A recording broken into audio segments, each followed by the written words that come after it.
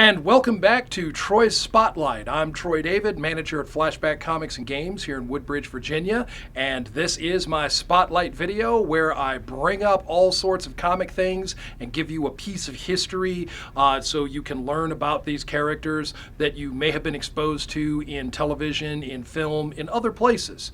Today I'm going to talk about the world's finest team.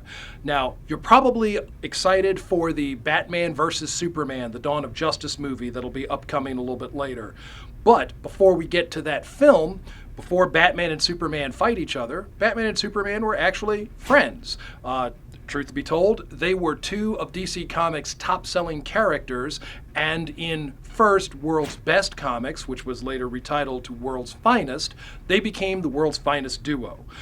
This series ran from the 1940s well into the 1980s, had a nice lengthy run, and virtually every story featured Batman and Superman, sometimes in individual stories, sometimes teamed up together. A lot of other characters appeared throughout this series along with the big two, but as time went on, the popularity of superheroes waned after World War II. Superman and Batman, and Robin, for the most part, stayed in this book together. And in fact, this book would show us a parallel future, an imaginary story, or an Elseworlds, we'd call it now, where we were introduced to the son of Batman and the son of Superman. The two proud parents would often stand back and let their kids go into adventures together. And as that series went on, we would see not only Superman and Batman teamed up with each other, we would see not only their imaginary super sons, but we would see the two characters team up with others, like Dr. Fate, like Green Lantern, like Metamorpho. A great many characters came through the pages of World's Finest.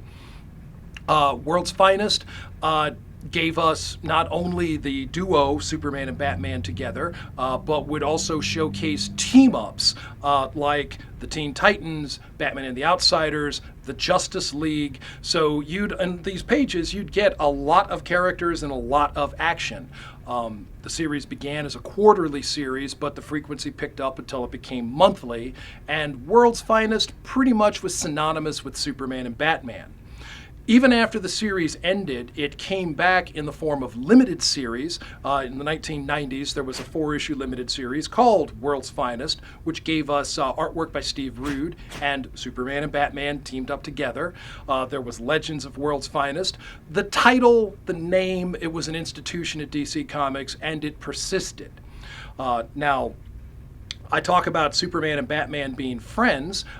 Throughout these stories, there would be occasions where Superman and Batman substituted for each other. They were both approximately the same height and the same body build, same hair color, same eye color, so Clark Kent could disguise himself as Bruce Wayne could disguise himself as Clark Kent, and this would allow for Superman and his alter ego, Batman and his alter ego, to be seen in the same place at the same time.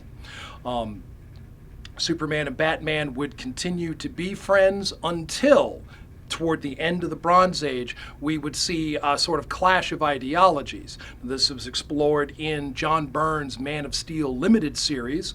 The Man of Steel Limited series came post-Crisis on Infinite Earths, but most sharply, the differences between the two characters were illustrated in Frank Miller's groundbreaking series, Batman, The Dark Knight Returns. Superman would be used as an allegory of the establishment, and Batman, of course, was the vigilante. The two characters would fight each other. Of course, Superman relied on great power. Batman relied on his tactical skills, his ability to manipulate the battlefield in his favor, his advanced technology, and this gave us really a true battle between the two characters in which Batman is ultimately victorious. In later stories, like Kingdom Come, for example, Mark Waid and Alex Ross, we would see Superman and Batman on opposite sides of ideology, but not actually battling each other, simply debating very intensely. Superman would illustrate the reasons for their friendship, the foundations of their relationship, and Batman would come to see Superman's points.